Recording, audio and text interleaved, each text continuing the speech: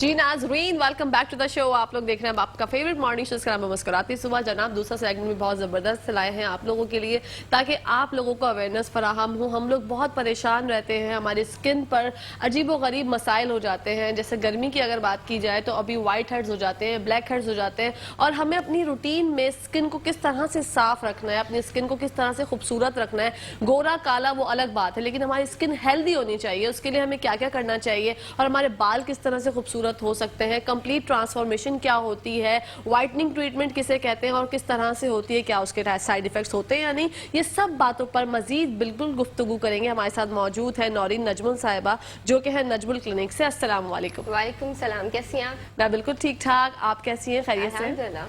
आप बहुत प्यारी लग रही हैं, आपके बाल भी बहुत अच्छे लग रहे हैं, आपका ड्रेस भी बहुत अच्छा लग रहा है। Thank you so much. अच्छा, मैं सबसे पहले नौरीन ये जानना चाहूंगी कि स्किन केयर हम लोग किस तरह से कर सकते हैं, क्योंकि हमने ये देखा है कि आजकल हमारे यहाँ पर इतनी ज्यादा पॉल्यूशन है कि हमारी स्किन खराब हो जाती है, हम लोग अपनी स्किन का सही से ख्याल नहीं रख पाते। तो बेसिक मुझे बता दीजिए नाजरीन के लिए कि स्किन किस तरह से अच्छी रख सकते हैं। अच्छा, बेसिक्स जो होते हैं स्किन के लिए, वो 3 चीज़ों को अपनी रूटीन के अंदर शामिल कर लें। पहली, क्लेंजिंग। ठीक है, अगर आप क्लेंजिंग नहीं कर सकते तो यूज टोनर। टोनर जो है क्लेंजिंग से ज़्यादा अच्छा ऑप्शन है। टोनर से अपनी स्किन को क्लीन करना शुरू करें 3 टाइम्स अ डे, मॉर्निंग में, इवनिंग में, एंड देन फिर रात में। मॉर्निंग में इसलिए क्योंकि आप जब सो के उठते हैं तो ऑयल बहुत ज़्यादा फेस के ऊपर होता है, जिससे एक्नी, सीबम प्रोड्यूस होता है, सीबम से एक्नी प्रोड्यूस होती है इस वजह से, और फिर वो पीएच को भी आपकी मेंटेन करता है।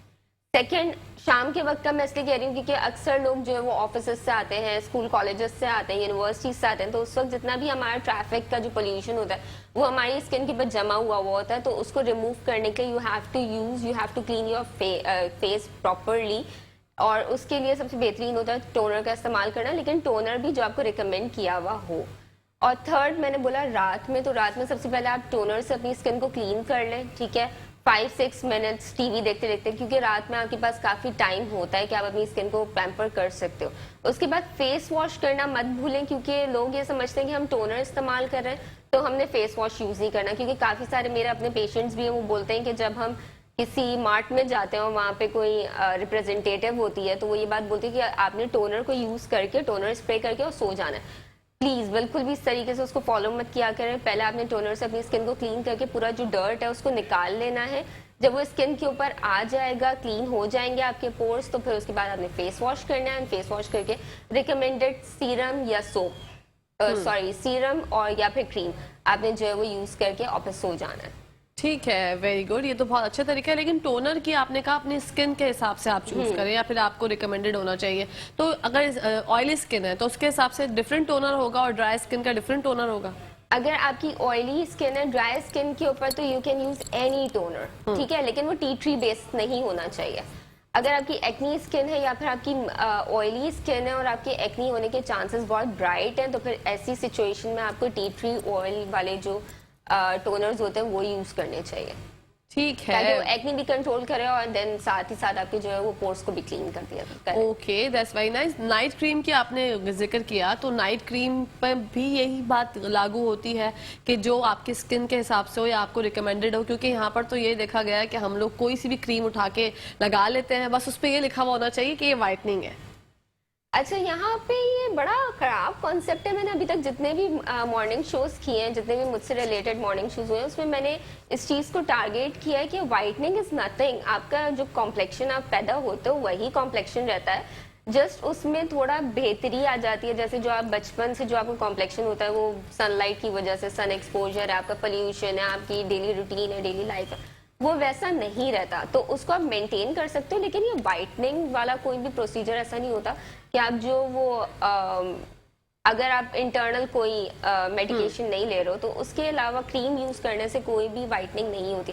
हाँ, आप अपनी टोन पे, अपनी जो कॉम्प्लेक्शन है उस पर आप वापस जा सकते हो, लेकिन आप गोरे नहीं हो सकते। ये है। अच्छा, यहाँ पे बहुत ज्यादा कॉन्सेप्ट है कि एक दूसरे को रिकमेंड कर देते हैं कि मैंने वो वाली क्रीम यूज की है, तुम ये वाली यूज कर लो। इस तरीके से प्लीज मत किया करें, क्योंकि आप अगर किसी और की बताई हुई क्रीम को इस्तेमाल करोगे तो जरूरी नहीं है कि जो मेरी स्किन के ऊपर सूट कर रहा है वो इनकी स्किन के ऊपर सूट करे, या इनकी स्किन के ऊपर जो सूट कर रहा है वो मुझे सूट करे। मेरे हो सकता है उससे रिएक्शन हो जाए, ठीक है, हो सकता है मुझे उससे एलर्जी हो जाए, हो सकता है मेरी स्किन टाइप जो है वो इनकी स्किन टाइप से इतना डिफरेंट हो कि मुझे उससे एक्नी निकला है, और फिर जब एक्नी निकलती है तो उसको कंट्रोल करना इज वेरी डिफिकल्ट। उससे फिर निशान पड़ जाते हैं, डिफरेंट इश्यूज हो जाते हैं, गड्ढे पड़ जाते हैं जिसको हम स्कारिंग बोलते हैं। तो इस तरीके काफ़ी सारे प्रॉब्लम्स हो सकते हैं, इन्फेक्शंस हो सकते हैं, काफ़ी जो है वो एलर्जीज हो सकती हैं। हर किसी को हर चीज़ सूट नहीं करती, तो प्लीज क्लिनिक जरूर विजिट कर लिया करें, क्योंकि यहाँ पे थोड़ा सा मेडिकल साइड पे जो है वो रुझान लोगों का थोड़ा कम है, सैलून साइड पे ज्यादा है। तो मैं हमेशा ये बात बोलती हूँ कि प्लीज क्लिनिक विजिट किया करें, जो आपको रिकमेंडेड आपकी स्किन से रिलेटेड जो चीजें आपको प्रिस्क्राइब की जाए वो आप अपनी डेली रूटीन के अंदर शामिल करें। उसी में ही बेहतरी है, वरना फिर नुकसान जो है वो आप लोगों का ही होता है, और फिर आप लोगों का नुकसान होता है तो पूरी फैमिली उस नुकसान को झेल रही होती है। बिल्कुल। और मैं यहाँ पर, आपने इतनी अच्छी बातें बताई, तो मैं ये जानना चाहती हूँ कि फार्मूला क्रीम्स हमारे यहाँ पर बहुत ज्यादा इस्तेमाल की जाती हैं, और बहुत ही ज्यादा जो है वो मतलब क्या कहते हैं ना, फख्र के साथ बताया जाता है कि हाँ भाई हम तो ये यूज करते हैं और हमारा तो इससे स्किन की ऐसी हो जाती है, फेस पे भी लगाती हैं, गर्दन पे भी लगाती हैं, हाथों पे पैरों पे लगा के बैठी रहती हैं। तो वो अपनी स्किन के साथ क्या जुल्म और ज्यादती करती हैं, मैं चाहती हूँ नौरीन आपकी जबानी सुनना। मुझे तो पता है लेकिन आपकी जबानी सुनना चाहती वो मैं कहती हूँ, अगर आपने स्किन को बिल्कुल, अगर आपकी दुश्मनी है ना अपनी स्किन से और अपने आप से दुश्मनी, क्योंकि अगर आपकी स्किन अच्छी है तो आपका कॉन्फिडेंस लेवल भी डेवलप होता है, आप रिप्रेजेंटेबल लग रहे होते हो, आप उतना ही कॉस्मेटिक जो है कम यूज करते हो अगर आपकी स्किन अच्छी है। तो अगर आपको अपने आप से दुश्मनी है, अपनी स्किन से दुश्मनी है और आपको बिल्कुल नफरत है अपने आप से, तो यूज दीज फार्मूला क्रीम्स। वरना ये सस्ती क्रीम है, फार्मूला क्रीम है, जो हमने सुना है बचपन से आज तक कि वो 5 क्रीमें मिला के कुछ क्रीमों का फार्मूला बनता है, आई डोंट नो। उसमें इतना स्टेरॉइड होता है, इतना स्टेरॉइड होता है कि आपकी स्किन को वक्ती तौर पे जो है वो एकदम से ऐसा तो कर देता है, नेक्स्ट मॉर्निंग ही मैं कहूंगी उसके रिजल्ट आने शुरू हो जाते हैं। जब भी उस पर लिखा हुआ होता है 7 दिन में गोरा रंग, जी, इस तरीके का एक स्लोगन होता है ना, 7 दिन में गोरा रंग। तो वो क्या होता है, जब आप लगाते हो तो उसमें इतना ब्लीच और स्टेरॉइड होता है, इतने केमिकल्स होते हैं और हार्श केमिकल्स होते हैं कि जब वो आप यूज करते हो और सुबह जब आप उठते हो तो ऐसा लगता है जैसे एक बल्ब जल गया फेस के ऊपर। Exactly within 1 day. हाँ, मतलब नेक्स्ट मॉर्निंग आपको ऐसा लगेगा जैसे कुछ ग्लो आ जाता है, ग्लो आ गया and you are looking like एक बल्ब सी, एक लाइट ऑन हो गई ना फेस के ऊपर। लेकिन आफ्टर फ्यू डेज जब आप उसको यूज कर रहे होते तब तक तो आपकी स्किन आपको लगता है बड़ी फ्लॉलेस हो गई है ना, एक्नी भी नहीं हो रही है और स्कारिंग भी नहीं, वो नहीं है, क्या नाम है, पिगमेंटेशन नहीं है, आपकी स्किन के हर प्रॉब्लम सॉल्व हो जाता है। बट जब आप उसको यूज करना छोड़ देते हो तो उसके बाद आपकी स्किन जो है वो बजाय कि वहीं पे स्टेबल करे, वो बैक फुट पे जाना शुरू होती है, और बैक फुट पे इतना बैक फुट पे जाती है कि आपके मिलाजमा हो सकता है, आपके फ्रिकल्स हो सकते हैं, आपकी स्किन की जो थर्ड लेयर होती है, बेसिकली वो आपकी फर्स्ट लेयर को तो ब्राइटन अप कर रहा होता है, लेकिन स्किन की हमारी 3 लेयर्स होती हैं, ठीक है। तो थर्ड लेयर पे वो बर्निंग शुरू कर देता है, क्योंकि ब्लीच जो है वो आपने बालों पे लगा के देखा हो कि ऐसे बालों का रंग जला देता है ना अचानक से। आपकी स्किन बालों से भी सेंसिटिव होती है, फेस की स्किन। तो जब आप रेगुलरली अपनी स्किन को जलाते रहोगे तो थर्ड लेयर तो जल रही होगी, लेकिन वो अपर लेयर पे स्लोली एंड ग्रेजुअली इनहांस होना शुरू होती है। फिर ऐसी सिचुएशन में मेरे पास ऐसे ऐसे पेशेंट्स आए हैं कि पूरा फेस गोरा है, ठीक है, नॉर्मल जो उनका कॉम्प्लेक्शन है, और उस पे पूरे फेस के ऊपर जो है मुलाजमा है, पूरे फेस पे कोई ऐसी एक भी जगह नहीं है जहाँ पे उनके जो है पिगमेंटेशन और मुलाजमा नहीं हो। फिर उनको लेजर ट्रीटमेंट्स देनी पड़ती है, उनको फर्दर नीडलिंग की ट्रीटमेंट है और मजीद मीजोथेरेपी वगैरह। लेकिन ऐसी सिचुएशन में आपने आना ही क्यों है? फर्स्ट ऑफ ऑल, अगर गोरे होने का बहुत शौक है तो go for the other things जो मेडिकली अप्रूव्ड हो, क्या आप वो कर सकते हो। अचानक से गोरा होने की जो लोगों की बड़ी एक ख्वाहिश होती है ना, उसके चक्कर में लोग बड़ी अपने साथ ज्यादती करते हैं। और मैं अपने हर प्रोग्राम के अंदर ये बोलती हूँ कि प्लीज ये जो फार्मूला क्रीम्स है ना, इनको बिल्कुल भी यूज ना करें। तो चले, फार्मूला क्रीम्स तो हमने कर दी बायकॉट, तो हम जानना चाहते हैं अब वो कौन सी ट्रीटमेंट है जो हम कर सकते हैं और उससे हम गोरे हो जाएं। मतलब व्हाइटनिंग ट्रीटमेंट की बात करना चाहूंगी आपसे, जानना चाहूंगी कि ये किस तरह से की जाती है, प्रोसीजर क्या है और क्या ये इफेक्टिव होती है, इसके कितने ज्यादा अच्छे रिजल्ट आते हैं। और जब रिजल्ट आ जाते हैं तो लोग हमारे यहाँ ये सोचते हैं कि साइड इफेक्ट इसके बहुत होते हैं जिस वजह से हम तो नहीं करवाएंगे भाई इसको। तो जरा इस बारे में रोशनी डालिएगा। अच्छा, बात करते हैं थोड़ा सा मेडिकल रिलेटेड चीज़ों के बारे में, जिसमें मीजोथेरेपी बहुत अच्छी थेरेपी है, ठीक है। उसका एक इंजेक्शन आता है which is called a meso injection. वो आपकी स्किन में जो है डिपॉजिट किया जाता है थ्रू इंजेक्टेबल्स, ठीक है, फेस के ऊपर। और दूसरा उसका प्रोसीजर होता है माइक्रो नीडलिंग के जरिए। Micro needling is one of my favourite treatment, जो कि मैं अपने भी नॉर्मली करती रहती हूँ कुछ कुछ दिन के बाद। उससे आपके रिंकल्स नहीं होते, उससे आपकी स्कारिंग खत्म हो जाती है, रिंकल्स को बैक ऑफ करता है। और दूसरा जो है वो जो हम उसमें इंजेक्शन यूज कर रहे होते हैं वो हमारी स्किन की थर्ड लेयर तक पेनिट्रेशन कर रहा होता है। तो एक तो वो ट्रीटमेंट है जो कि बहुत अच्छी ट्रीटमेंट है। इंजेक्शन के थ्रू जो है वो आपके फेस पे इंजेक्शन डाला जाता है एंड देन फिर उससे आपकी ग्लो भी प्रोवाइड हो जाता है और उससे आपकी वाइटनिंग भी आ जाती है जहां तक हो सकती है। नॉट लाइक आपकी छड़ी घुमाई and you will become like Cinderella, ऐसा वाला कुछ नहीं होता है। और दूसरा जो ट्रीटमेंट है वो आजकल जो बहुत ज्यादा क्वेश्चन मेरे पास आते हैं रिलेटेड टू वाइटनिंग इंजेक्शंस। दूसरा जो ट्रीटमेंट है हमारा वाइटनिंग इंजेक्शन। अच्छा, जो पहले वाली आपने बात की माइक्रो नीडलिंग की बात की, ये क्या पेनफुल होता है? माइक्रो नीडलिंग पेनफुल होता है, लेकिन उसके लिए आपको पहले सुन किया जाता है, लेकिन उसके अलग अलग स्टेप्स होते हैं। ठीक है, जरूरी नहीं है कि हर किसी के लिए इट्स पेनफुल। अगर जिन्होंने सिर्फ वाइटनिंग के लिए यूज करना होता है तो उसमें हम बहुत छोटी सी नीडल्स यूज करते हैं जो आपको पता भी नहीं चलती हैं। ठीक है, उससे तीन काम हो रहे होते हैं। एक, आपकी स्किन रीजनरेशन हो रही होती है स्किन की, आपके जो सेल्स जो है वो डेड हो जाते हैं, जिसकी वजह से हमारे रिंकल्स आना शुरू हो जाते हैं। रिंकल्स बेसिकली आते हैं कि जब हमारी एज बढ़ती चली जाती है तो हमारे इंटरनल जो चीज होती है, सेल्स होती है, वो डेड होने शुरू हो जाते हैं।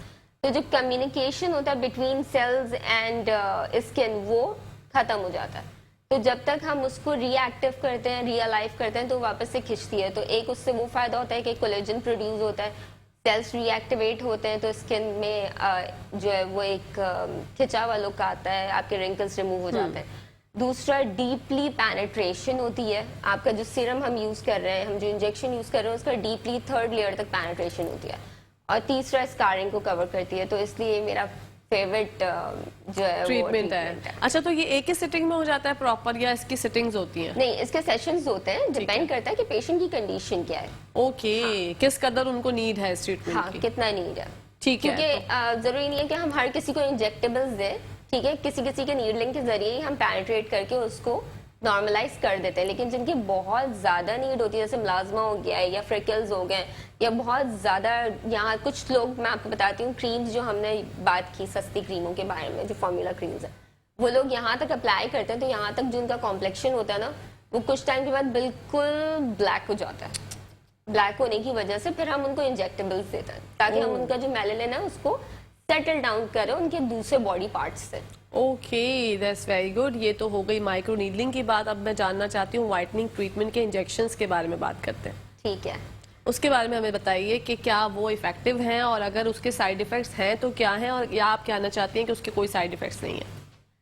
देखिए, वाइटनिंग इंजेक्शंस को यहाँ पे बड़ा गलत पोर्ट्रे किया जाता है कि वो वाइटनिंग इंजेक्शन है। वाइटनिंग इंजेक्शंस के जितने भी बॉक्सेस होते हैं उसमें कहीं लिखा हुआ नहीं होता कि वो वाइटनिंग इंजेक्शंस है। They are basically anti toxins जो कि बनाए गए थे आपके कैंसर को खत्म करने के लिए। बीच में आपने नोट किया होगा जिसकी भी डेथ होती थी पूरी दुनिया में, चाहे वो कोई मीडिया पर्सन हो, चाहे वो कोई एंकर हो, चाहे वो बिजनेसमैन हो या जो भी हो, जितने भी बड़े बड़े लोग हैं या फिर हमारे रिलेटिव्स में ही आपने जो है वो ये देखा होगा कि उनकी डेथ कैंसर से ही हो रही थी।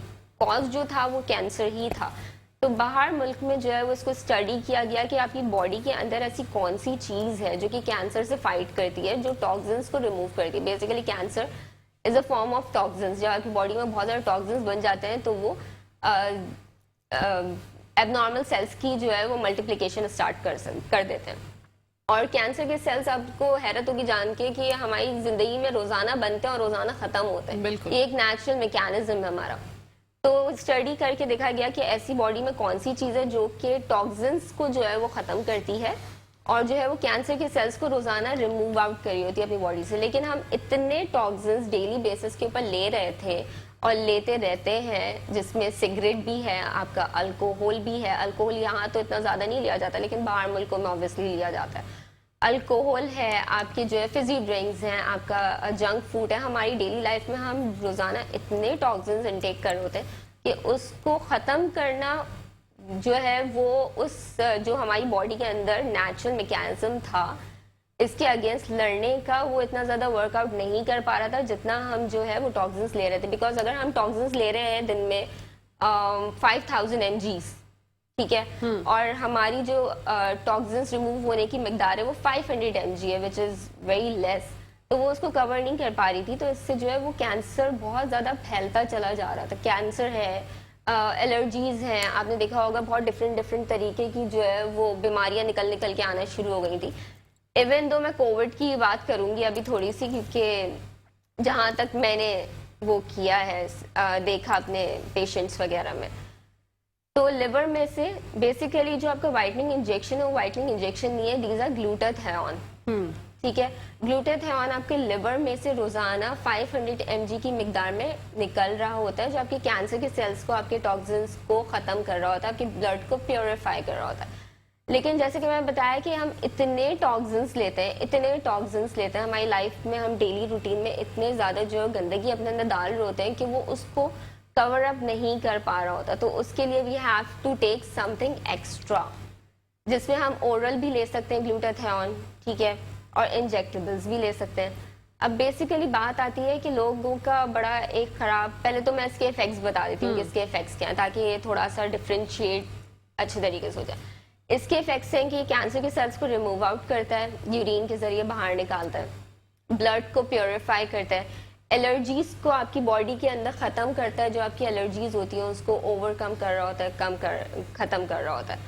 थायराइड को काफी हद तक मैनेज कर रहा होता है, ब्लड को प्योरीफाई करता है। तो थ्रू आउट द बॉडी आपके जितने ऑर्गन्स हैं उनको जो ब्लड सप्लाई हो रहा होता है वो प्योर ब्लड सप्लाई होता है। फिर उसके बाद हम आते हैं हार्मोन्स के ऊपर। काफी हद तक ये हार्मोन्स को भी नॉर्मलाइज कर रहा होता है, क्योंकि जब आपके टॉक्सिन्स बाहर निकलेंगे, गंदगी बाहर निकलेगी तो ऑटोमेटिकली आपके जो इंटरनल सिस्टम होगा वो क्लीन हो जाएगा। अच्छा, अब बात करते हैं इसके साइड इफेक्ट के बारे में।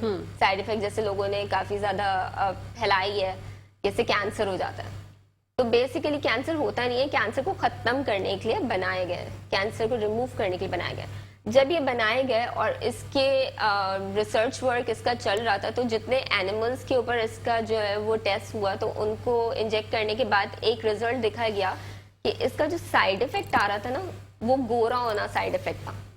ओह यस, इसका जो साइड इफेक्ट आ रहा था वो गोरा होना साइड इफेक्ट था।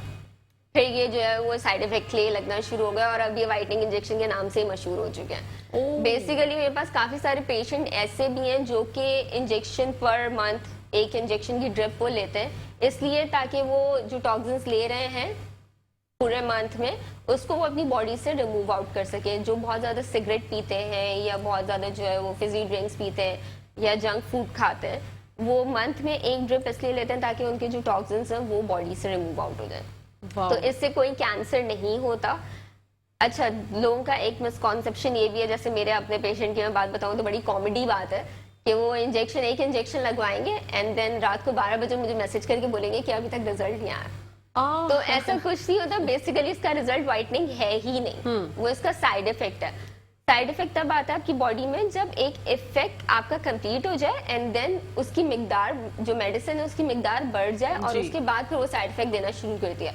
तो फॉर साइड इफेक्ट तो इसका बहुत बेहतरीन है, बट इसका साइड इफेक्ट भी यहाँ के जो लोगों का एक वो है ना शौक, वो भी उससे पूरा हो रहा है कि वो गोरे भी हो रहे हैं। यहाँ के ही नहीं, मैं और भी जगहों की बात करूंगी कि अमेरिका वगैरह में भी, इंडिया में बहुत लग रहे हैं और बाकी जगहों पे जहाँ जहाँ इंट्रोड्यूस कराए गए हैं अभी तक, वहां पे अब कॉमनली लग रहे हैं। साइड इफेक्ट के लिए भी लग रहे हैं और इफेक्ट के लिए भी लग रहे हैं।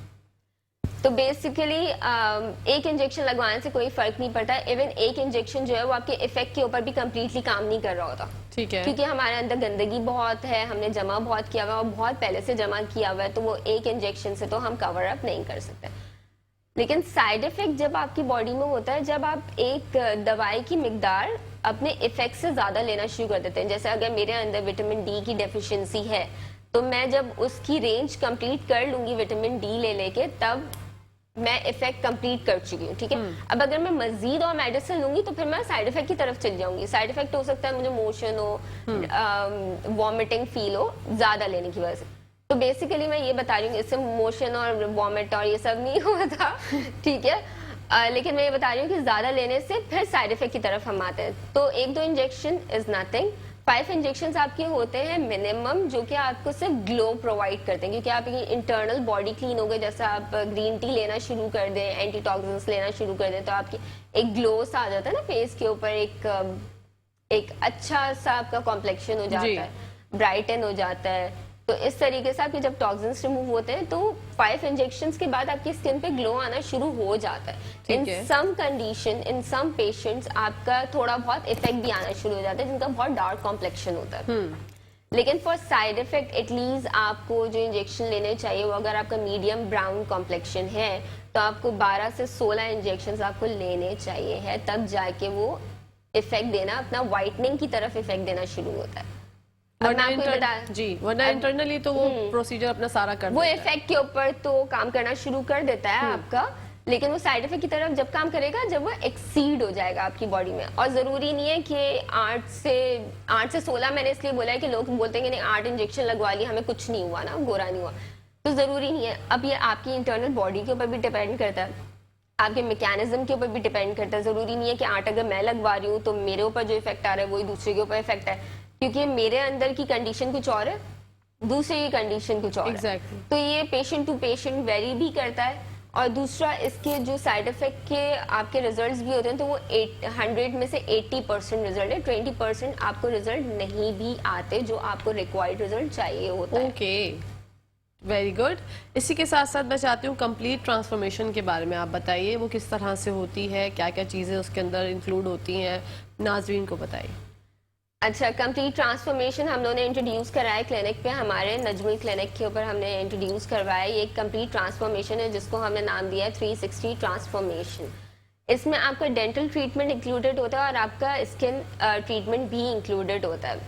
यहाँ पे मैं वीडियो चला नहीं सकती, बट हमारे पास एक पेशेंट आए थे अभी जिनका हमने ट्रांसफॉर्मेशन किया है, वो यूके से आए हुए थे, तो उनके दांत वगैरह नहीं थे, पूरा ही उनका जो डेंचर नहीं था। तो हमने पहले उनकी पिक्चर ली and he was very dark, ठीक है। उनको एक मेडिसिन का रिएक्शन हुआ था और उनकी स्किन के ऊपर जैसे जिसको कहते हैं ना पपड़ियां जम जाना, इस तरीके की ब्लैक ब्लैक लेयर पूरी जमी हुई थी, कहीं कहीं ना बहुत ज्यादा पैचेस थे पूरे फेस के ऊपर। तो वहाँ हमने जो है वो इंट्रोड्यूस कराया था फर्स्ट टाइम अपना कंप्लीट ट्रांसफॉर्मेशन, जिसमें हमने उनके दांत लगाए थे, दांत के साथ साथ उनके वाइटनिंग की थी दांत पे, और स्किन का हमने जो है वो पीलिंग प्रोसीजर किया था, जो कि हमने फेशियल वाइटनिंग फेशियल के साथ जो इंक्लूड करके उनका जो है स्किन पील का पूरा एक प्रोसीजर किया था, जिनसे हमने उनकी स्किन को वापस जो है वो क्योर किया था। और जब वो रिजल्ट खुलकर बाहर आया था तो इट वाज वेरी मतलब बहुत ही ऐसा रिजल्ट था कि drastic change, he was looking so young, क्योंकि जब दांत नहीं होते तो ऑब्वियसली आप थोड़े से ओल्ड लगते हो, आपका फेस जो है वो थोड़ा सा यहाँ से कंप्रेस्ड हो जाता है, तो उनके दांत लगे। और फिर अच्छा, इस ट्रीटमेंट के अंदर जरूरी नहीं है कि आप दांत ही लगवाओ तो अवेल कर सकते हो, इसमें आपकी स्केलिंग भी इंक्लूडेड है, स्केलिंग करवाओ और एक स्किन ट्रीटमेंट होगा आपका स्केलिंग के साथ। दूसरा जो है वो आप अगर इसके वो स्किन ट्रीटमेंट के साथ आपके दांतों का एक जो वाइटनिंग ट्रीटमेंट होता है, जो आप ब्लीचिंग कहते हो अपना दांतों का ना, जिससे आपको चिट्टे वाइट दांत चाहिए होता है, वो भी होता है। तो 3-4 तरीके के ऐसे प्रोसीजर्स हैं जो कि हम 360 जो हमारा ट्रांसफॉर्मेशन कंप्लीट एक पैकेज है उसके अंदर हम प्रोवाइड कर रहे हैं। Very good. अच्छा, अगर मैं जानना चाहूँ कि लोग जो है अब ये सोच रहे होंगे कि भाई ये सब प्रोसीजर्स जो है बता तो रही हैं, तो या इनकी जो कीमत है वो इतनी है कि कोई भी अफोर्ड कर सकता है, या प्राइस जो है वो हाई है? प्राइजेस जो है वो देख के दिए जाते हैं कि पॉकेट फ्रेंडली भी हो, पेशेंट को ये भी नहीं हो कि पॉकेट फ्रेंडली नहीं है तो वो दोबारा जो है वो उसको सोचे ही नहीं, और वो दोबारा सस्ती क्रीमों के चक्कर में ही जो है वो इन्वॉल्व हो जाए कि हम इतना खर्चा नहीं कर सकते। हाँ, लेकिन थोड़ा सा एक्सपेंसिव ट्रीटमेंट होता है, ऐसा नहीं है कि मैं बोलूंगी कि बहुत सस्ता ट्रीटमेंट है, थोड़ा एक्सपेंसिव ट्रीटमेंट होता है, क्योंकि जो मेडिकेटेड चीजें होती है वो ऑब्वियसली एक रिसर्च वर्क से बनी होती है, उसके पीछे पूरा एक टीम वर्क होता है, उसके पीछे पूरी एक साइंस होती है। तो वो चीजें जो है मेडिसिन भी होती है वो थोड़ी महंगी ही आपके पास आती है, लेकिन बहुत महंगी नहीं होती कि आप अफोर्ड ही ना कर सको। प्लस हमारे पास डिस्काउंट ऑफर्स ऐसे आते रहते हैं, हर महीने हम कोई ना कोई ऐसा डिस्काउंट निकालते हैं लोगों के लिए कि जो लोग अफोर्ड नहीं कर सकते वो फिर उसको अवेल कर सके। वाओ, तो अभी तक कोई डिस्काउंट ऑफर नहीं निकाला आप? अभी हमारे डिस्काउंट ऑफर जो 14 अगस्त के खत्म हुए हैं, और अभी हमारा डिस्काउंट ऑफर चल रहा है जो कि मेरी बर्थडे का डिस्काउंट ऑफर है, और वो वेट लॉस के ऊपर है, 50% फ्लैट ऑफ है वेट लॉस के ट्रीटमेंट पे। Wow, that's very nice. Weight loss procedure के बारे में जानना चाहूंगी आपके। अच्छा, वेट लॉस प्रोसीजर जो हमारा है वो है बॉडी कैविटेशन प्रोसीजर, जिसके अंदर हम आपने कुछ भी नहीं करना होता, जिसमें आराम से आपने 1 महीने तक तकरीबन हमारे पास आना है, विजिट करना है, और आपने बस लेट जाना है आके मजे से, और आप अपना फोन यूज करें, आप गेम खेलें, जो भी करना है वो प्रोसीजर ऑटोमेटिकली आपके होता रहता है। बेसिकली कैविटेशन प्रोसीजर एक बॉडी कैविटेशन प्रोसीजर जो है वो एक कंप्लीट 5 चीज़ों के ऊपर जो है मुश्तमिल एक प्रोसीजर है कंप्लीट, जिसके लिए आपको 1.5 घंटा तक जो है रिक्वायर्ड होता है। फर्स्ट हम उसके अंदर होता है वैक्यूम। वैक्यूम से हम आपकी जो बॉडी में फैट होता है उसको खींच के ऊपर की तरफ लेकर आते हैं, ऊपर की लेयर में लेके आते हैं, ताकि वो आपके मसल से आपका फैट डिटैच हो जाए। ठीक है, डिटैच होने के बाद फिर उसमें जो कैविटेशन प्रोसीजर होता है वो एक अल्ट्रासोनिक रेजेस होती हैं जो कि आपकी बॉडी में सिर्फ फैट के ऊपर वर्कआउट करती हैं और फैट घुलाकर आपकी बॉडी से यूरिन और स्टूल के जरिए बाहर निकाल रही होती हैं।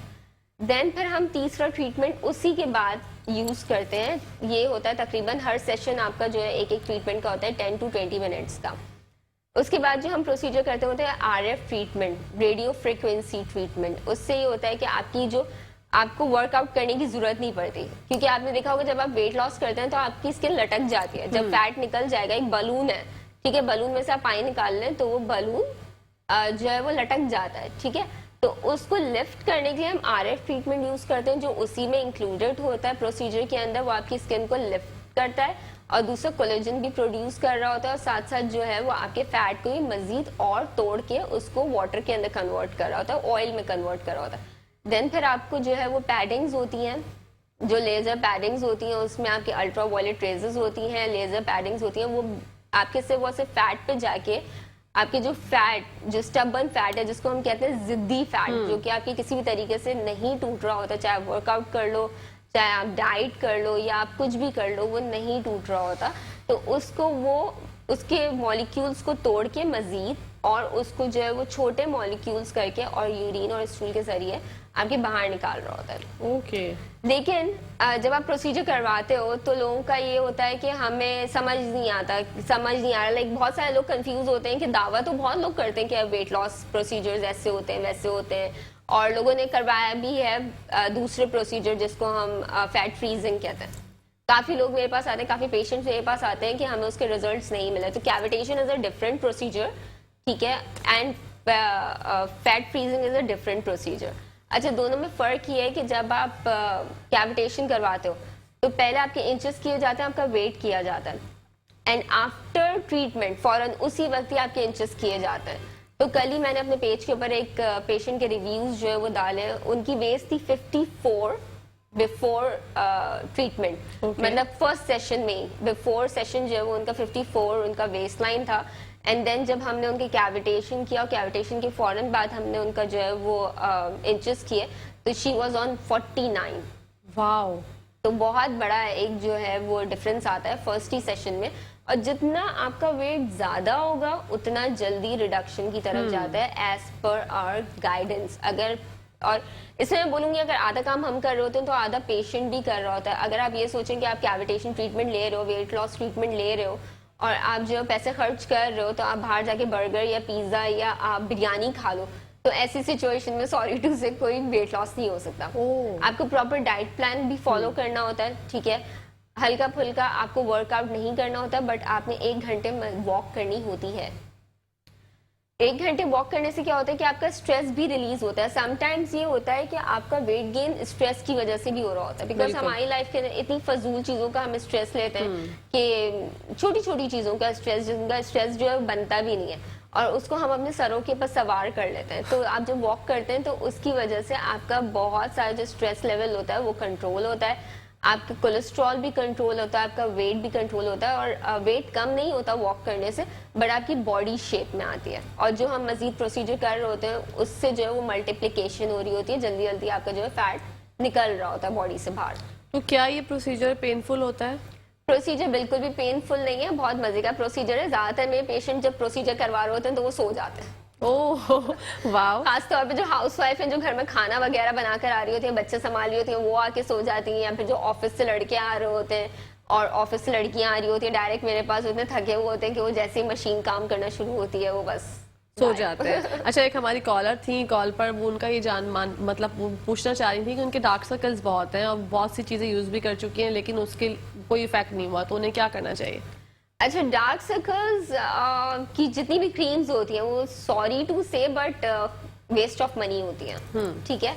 अगर आपने डार्क सर्कल्स को कवर करना है तो फर्स्ट टोनर, जो मैंने आपको बोला टोनर इस्तेमाल करें, क्योंकि आप उसको क्लीन करें अच्छे तरीके से, जो आपके डार्क सर्कल्स हैं आपका फेस उसको अच्छे तरीके से क्लीन कर लें पहले, ताकि आपके पोर्स क्लीन हो जाएं, ताकि आप जो भी मेडिसिन डाल रहे हो या जो सीरम आप डाल रहे हो वो एटलीस्ट आपके पोर्स के अंदर डिपॉजिट हो सके। सेकेंड, फेस वॉश या आपका रिकमेंडेड सोप वो आप यूज करें, वाइटनिंग से रिलेटेड, वही आप आंखों के ऑल अराउंड यूज करें।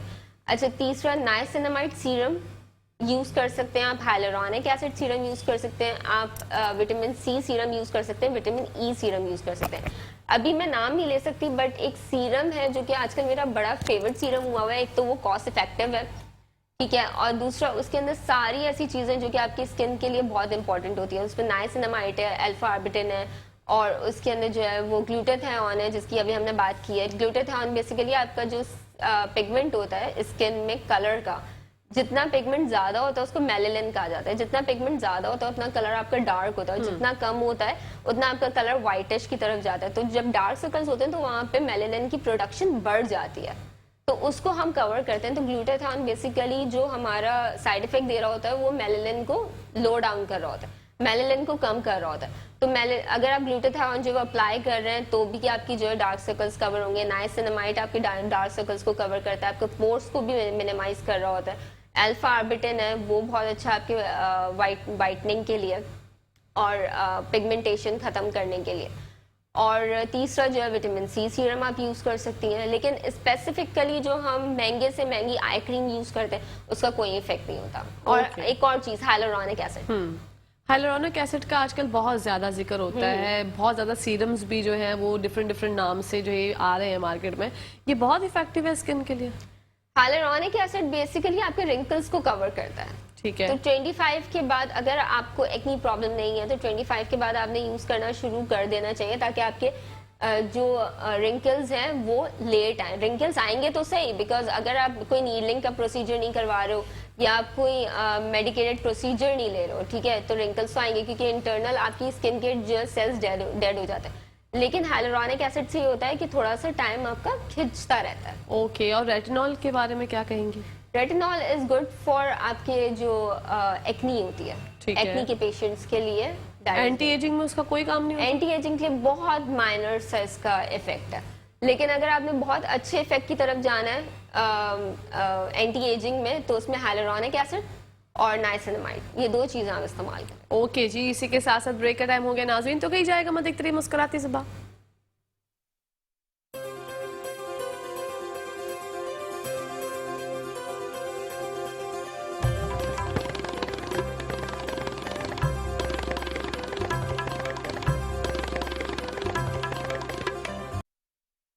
जी नाजरीन, welcome back to the show. बढ़ते हैं नौरीन की जानिब और नौरीन से जानते हैं हाइड्रा फेशियल के बारे में। अच्छा, बहुत सारी चीज़ें जो हैं हम लोग जैसे फेशियल पहले सैलून्स में लिया करते थे, अब चीज़ें बहुत डिफरेंट हो गई हैं, लेकिन फिर भी अभी भी कुछ लोग जो हैं वो डरते हैं, मतलब हाइड्रा फेशियल कराते हुए डरते हैं, इस तरह के इक्विपमेंट्स अपने फेस पे यूज़ करते हुए डरते हैं कि इससे जो है नुकसान ना हो जाए। तो उन लोगों की जो मिसकंसेप्शन हैं उसको आप किस तरह से दूर करना चाहेंगी? अच्छा, हाइड्रा फेशियल लोग बड़े कंफ्यूज होते हैं कि ये क्लिनिकल साइड पे भी हो रहा है और ये सैलून साइड पे भी हो रहा है। एग्जैक्टली, दोनों जगहों पे हो रहा है, लेकिन उसमें जो चीज़ इस्तेमाल की जाती हैं वो डिफरेंट होती हैं।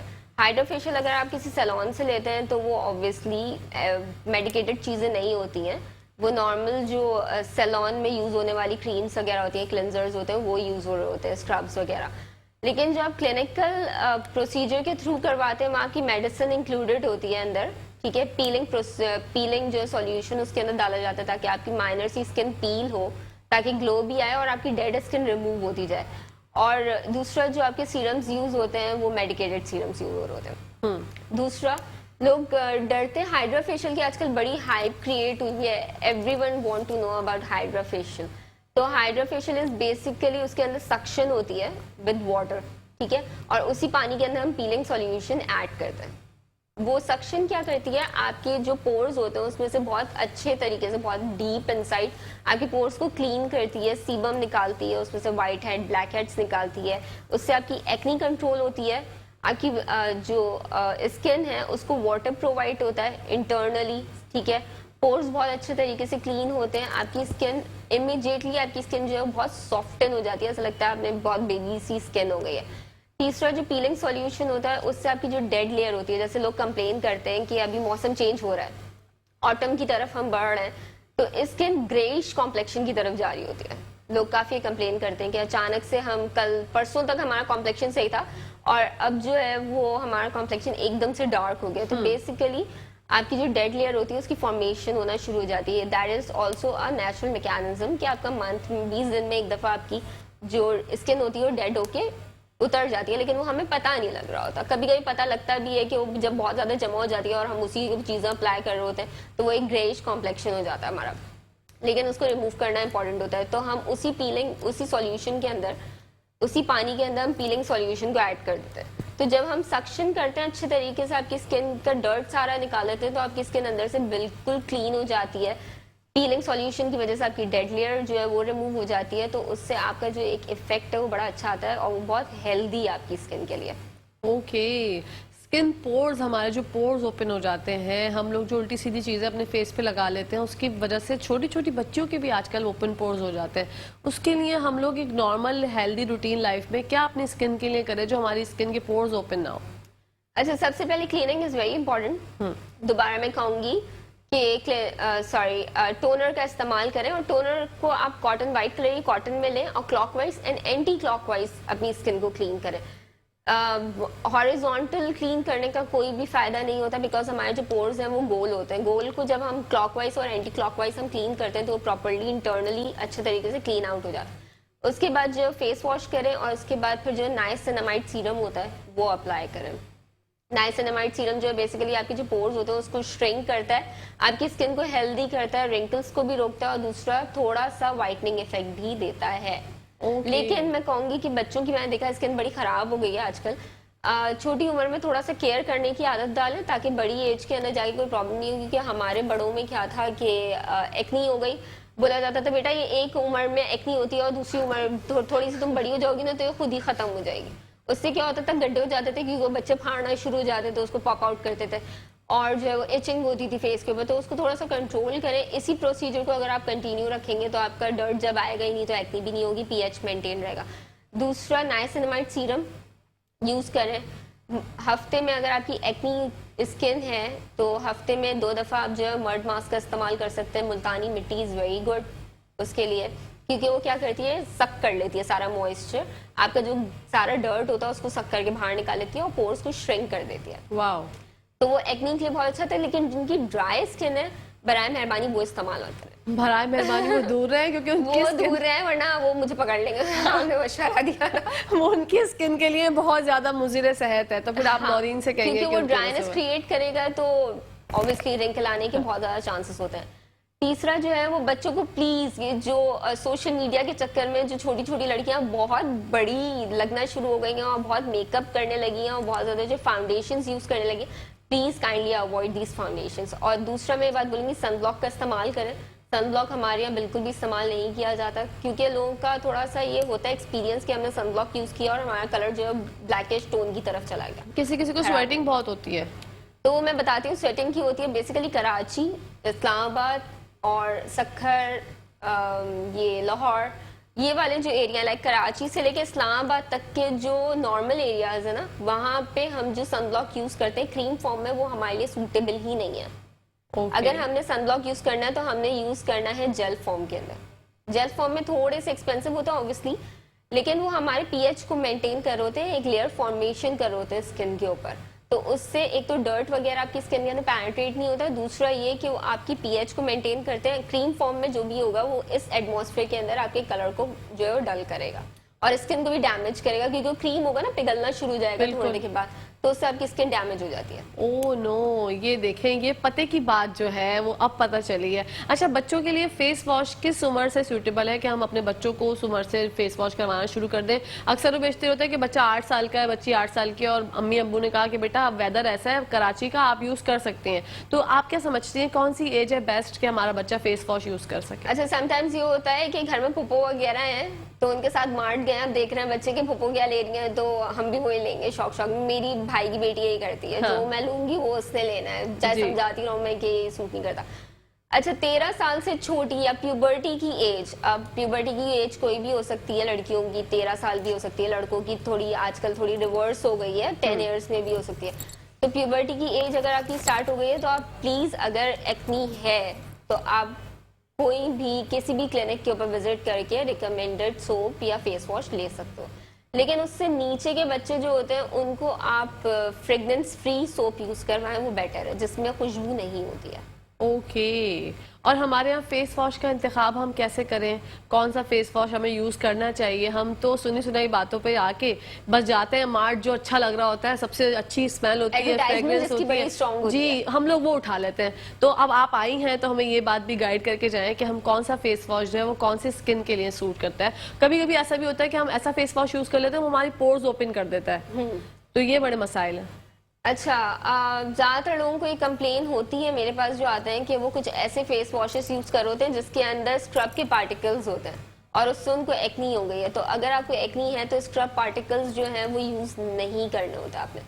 आप जो है वो क्रीम फॉर्म के अंदर यूज कर सकते हैं। अगर आपकी जो ऑयली स्किन है, आपके जो एक्नी है, तो आप टी ट्री के फेस वॉशेस यूज कर सकते हैं, ठीक है, जिसमें ग्रीन ट्री हो या टी ट्री हो, ये दोनों आप यूज कर सकते हैं। अगर आपकी नॉर्मल स्किन है तो क्यूकम्बर बेस आप यूज कर सकते हैं, एलोवेरा बेस यूज कर सकते हैं, कोई भी नॉर्मल जो है वो क्रीम फॉर्म के अंदर यूज कर सकते हैं। लेकिन अगेन, जिसके अंदर पार्टिकल्स हो स्क्रब के, वो यूज नहीं कर सकते।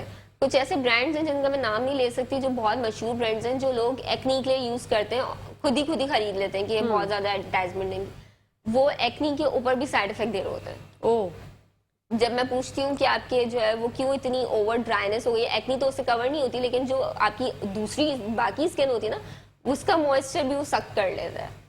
तो होता ये है कि हर चीज हर किसी को सूट नहीं कर रही होती। और वाइटनिंग जो कि मेन इशू है पाकिस्तान का, बहुत ज्यादा। तो अगर आपने वाइटनिंग के लिए यूज करना है तो मेक श्योर कि आप जो भी फेस वॉश यूज कर रहे हैं वो क्रीम फॉर्म के अंदर हो। ओके, तो फेस वॉश पे जो लिखा हुआ होता है कि फॉर्मिंग है, उसके हिसाब से वो हमें यूज करना चाहिए अगर ऑयली स्किन है तो? फोमिंग के आप ले सकते हैं। फोमिंग के अंदर तो आजकल बहुत सारे आ रहे हैं, उसमें जाफरान भी आ रहा है, उसमें जो क्यूकम्बर भी आ रहा है, एलोवेरा भी आ रहा है। बेसिक है कि उसके अंदर इंग्रेडिएंट क्या डाला हुआ है। ओके, अगर उसमें नीम है तो इट्स गुड फॉर योर, ये तो हम पढ़ते ही नहीं है। हम तो बस ये देखते हैं कि उसके ऊपर जो है वो हल्दी किस पे बनी हुई है या उस पे जो जाफरान किस पे बना हुआ है, that is only good for whitening ना, बस गोरा होना है। अल्लाह, इस चीज से हम लोगों को बाहर निकल जाना चाहिए। दुनिया जो है वो हमारे कॉम्प्लेक्शन के पीछे पागल है और हम लोग जो है हम उनके मैं एक बात कॉम्प्लेक्शन के बोलूंगी, दुनिया कहाँ से कहाँ जा रही है, और अभी तक हम जो है वो रंग गोरा काला इन्हीं सब में पड़े हुए हैं। जबकि मैं आपको एक बड़े मजे की बात बताती हूँ। मेरे पास एक लड़की आई, उसको वाइटनिंग इंजेक्शन लगवाने थे, कलर्ड आइज थी and she was dark, wheatish dark complexion थी उसकी, and she was very pretty.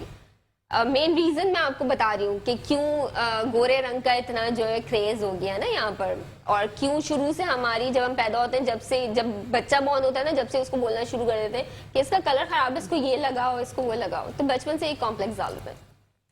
तो वो मेरे पास आई, मैंने उससे बोला मैम तुम्हें क्यों चाहिए ना तुम्हारी, क्योंकि उसकी आंखें, उसके जो डार्क कॉम्प्लेक्शन था ना, उसके ऊपर बड़ी रिफ्लेक्ट कर रही थी, मुझे बड़ी प्यारी लग रही थी वो लड़की ना, और थी बड़ी प्यारी सी पतली दुबली सी ना। तो उसने मुझे बोला कि वाइटनिंग उसने इसलिए इंजेक्शंस लगवाने क्योंकि उसको बहुत रिश्तों से रिजेक्शन मिल चुकी है, एंड लोग बाकायदा उसके मुंह पे बोल के जा चुके हैं कि तुम इसलिए पसंद नहीं आई हमें क्योंकि तुम्हारा कलर बहुत डार्क है। तो ये जो एक रिश्ते वाली स्टोरी होती है ना, आई थिंक इसकी वजह से बहुत ज्यादा जो लड़कियां एक तो डीमोरलाइज हो गई हैं बहुत ज्यादा अपने आप को लेके, और दूसरा जब चाहे वो जितनी भी कॉन्फिडेंट हो दुनिया के अंदर, चाहे वो कुछ भी कर रही हो, लेकिन अगर उनका अच्छा रिश्ता नहीं हो रहा या शादी नहीं हो रही है तो उनकी सारी चीजें खत्म हो जाती है वहाँ पे, चाहे वो लड़की साइंटिस्ट ही क्यों ना बन जाए। लेकिन उसके बस ये होता है तुम्हारी शादी नहीं हो रही है। अब वो बेचारी उस शादी के चक्कर में जो है वो सस्ती क्रीमों का इस्तेमाल करके देख लेती है, उससे साइड इफेक्ट हो जाते हैं। लास्ट उसके पास रहता है ऑप्शन, वो व्हाइटनिंग इंजेक्शन का रहता है कि थोड़ा सा एक्सपेंसिव ट्रीटमेंट के पास जाके, एक्सपेंसिव ट्रीटमेंट की तरफ जाके वो जो है अपने कॉम्प्लेक्शन को लो डाउन करें। हमारे माशरे में एक्सेप्टेंस नहीं है ना, हम लोग एक्सेप्ट नहीं कर पाते। असल में यहाँ पे एक मिथ बन गया है कि चांद जैसी बहू का हाँ, चांद जैसी बहू चाहिए। अरे दिल भी तो कोई चीज होती अब है। वो कोई देखता नहीं है ना, चांद पे भी तो दाग है। बिल्कुल, और अल्लाह पाक ने जब बनाया है, जैसे तख्लीक किया है जिस इंसान को, तो वो प्रॉपर चीजें उसने उसके अंदर डाली हैं, प्रॉपर बनाया। अल्लाह पाक की तख्लीक में हम कभी ये कह ही नहीं सकते कि वो बंदा जो है वो खूबसूरत नहीं है। आपको बस आपकी नजर में कमी है। अगर आपको वो शख्स कमी लगती है उसके अंदर कि वो काला है या गोरा है, हम लोग जो इस तरह से बातें करते हैं, अच्छा जो गोरा होता है उस पर भी हमें नुक्स निकालना होता है। जो गोरा होता है उसकी हाइट छोटी है, हाइट छोटी है, वो नाटी है, वो मोटी है, उसके दाने हैं, उसकी आंखें छोटी हैं, वो चुंदी है। मतलब लोग तो कहते रहते हैं। मैं अपनी प्यारी प्यारी सहेलियों से कहना चाहूंगी, अब ये जो बात की है नौरीन ने, कि आप लोग जैसी भी हैं आप प्यारी हैं। हाँ, अगर आपका वेट ज्यादा है तो उसको थोड़ा कम कीजिए, क्योंकि वो बीमारियों का बायस बनता है, आगे जाके जो आपके साथ प्रॉब्लम्स हो जाती हैं। लेकिन कलर में जो प्रॉब्लम्स हैं उसको इतना ज्यादा दिल पे मत लें कि आप जो है ना चाहते हुए भी वो काम करें जो कि आपको नहीं पसंद। अगर आपको खुद से चाहिए तो आपके सोके कि आपकी अच्छी बात है। एक बात मैं बोलूंगी कि मेंटेनेंस बहुत जरूरी है। हर चीज मेंटेनेंस मांगती है। आप एक गाड़ी भी लेते हो ना तो उसकी भी आपको मेंटेनेंस करानी पड़ती है, घर लेते हो उसकी तो आपको अपनी मेंटेनेंस तो उन सब चीजों से ज्यादा चाहिए होती है, क्योंकि आप जब अच्छे और रिप्रेजेंटेबल लग रहे होते हो, आपकी स्किन अच्छी होती है, आपके बाल अच्छे होते हैं, आप फ्लॉलेस लग रहे होते हो, तो आप किसी मीटिंग में जाते हो, किसी से मिलते हो तो आप अपने आप में कॉन्फिडेंट फील कर रहे होते हो। एग्जैक्टली, और वो कॉन्फिडेंट अपना आप तो लूज ना इसके करें। लिए तो बहुत अच्छा है कि आप अपनी मेंटेनेंस करो, लेकिन किसी और के आपको डिग्रेड करने पे आई थिंक वो थोड़ा सा, मुझे लगता है कि वो थोड़ा एजुकेशन की जरूरत है यहाँ पे। बिल्कुल। तो आप जो हैं, आप माशाल्लाह इतनी अच्छी जगह पर क्लिनिक भी है आपका, आप रन कर रही हैं, तो आप तो ऐसे पेशेंट्स बहुत देखती होंगी, तो आपको कितना ज्यादा एहसास होता है कि यार हमें ये अवेयरनेस लानी चाहिए? मुझे इतना एहसास होता है कि मुझे लगता है इस पे एक पूरा प्रोग्राम होना चाहिए ये अच्छी बात है। पूरा एक प्रोग्राम होना चाहिए, और जब भी ये प्रोग्राम होना तो मुझे जरूर बुला लिएगा उस प्रोग्राम के अंदर। मेरे पास बड़ी स्टोरीज होती हैं। हाँ, ये अच्छी बात है। देखिए, एक ये देखिए आपका बिजनेस है, आपका काम है, लेकिन आप फिर भी उससे परे जाके, उससे हटकर आप ये बता रही हैं लोगों को कि देखें वो तो चीज है, मैं करती हूँ, लेकिन आप लोग अपने लिए भी, अपनी सेल्फ के लिए, अपने इनर पीस के लिए भी इस तरह से ना करें, क्योंकि मेंटली बहुत ज्यादा स्ट्रेस आता है। मेंटली स्ट्रेस आता है। दूसरा, मेंटली अगर स्ट्रेस है तो आप चाहे जो भी कर लो, आप आउटर लुक से अच्छा लगोगे ही नहीं जब तक आप इंटरनली आप खुश नहीं हो। बिल्कुल। तो आउटर आप जो भी मल लो, जितना मेकअप कर लो, आप एक नजर आ रहा होगा कि आपके फेस के ऊपर एक टेंशन है, आप जो शादी में आए हो इसलिए तैयार होगे कि वहां पे आपको सब देखेंगे इधर उधर, तो माएँ देखेंगी, वो अपने बेटों के लिए पसंद करेंगी। तो ये मुझे लगता है थोड़ा सा इससे आगे बढ़ना चाहिए। अब आगे बढ़ना चाहिए। अब तो खैर मैं ये बोलना चाहूंगी कि अब जो बहनें हैं, जो रिश्ते वाली आंटियां हैं, और जो खुद माएँ हैं,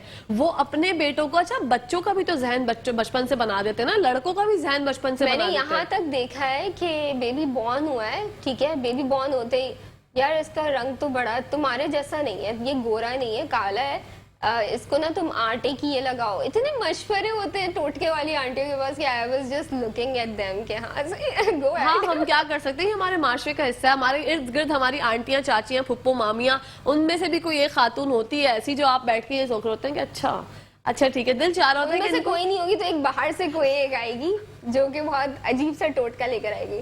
और बड़ा कभी कभी बुरा लगता है कि यार बच्चा भी पैदा हुआ है, उसकी खुशी मना लो, क्यों उसको जो है पैदा होते ही कॉम्प्लेक्स के अंदर। अच्छा, आजकल लड़कों में भी बड़ा ज्यादा ये प्रॉब्लम देखा गया है, लड़के भी चाहते हैं कि उनकी स्किन अच्छी हो जाए। अच्छा, ये मैं बात सिर्फ इसलिए नहीं कर रही कि लड़कियों को रिजेक्शन होती है, रंग की वजह से लड़कों को रिजेक्शन ही बहुत है। मेरे पास काफी पेशेंट्स हैं लड़के जिनको जो लगवाते इसीलिए हैं कि हमारा वो अभी रिश्ते की कहानी चल रही है तो हमें इंजेक्शंस लगवाना है। लड़कों की भी रिजेक्शन है, वो इसलिए क्योंकि कंपटीशन बिल्डअप हो गया ना। लड़की बोलती है कि when I am spending on my self for anybody, ठीक है, कि मेरा रिश्ता हो जाए या वो जिसको मैं जानती भी नहीं हूँ, तो व्हाई नॉट मैं ऐसे लड़के को पसंद करूं जो कि आउटर लुक उसका बड़ा अच्छा हो, जिसकी मेंटेनेंस अच्छी हो, और एंड आई थिंक ये होना चाहिए।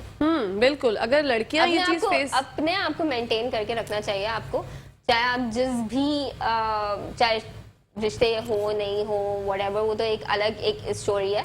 बट अपनी खुद की maintenance for your inner peace और अपनी खुशी के लिए दिस इज वेरी इंपॉर्टेंट कि आप अपने आप को मेंटेन करके रखो। बिकॉज मैं एक बात बताऊंगी, जब मेरे एक दाना निकल आता है ना कभी, तो मैं जब भी मूड होती हूँ ना, तो मेरे पूरे फेस पे से नजर हट के सिर्फ उस दाने की तरफ होती है। और वो मैं इतनी पागल हो जाती हूँ उस दाने को लेके कि जब तक वो खत्म नहीं होता ना, जब तक मैं अपने आप को बड़ा पैम्पर कर रही होती हूँ।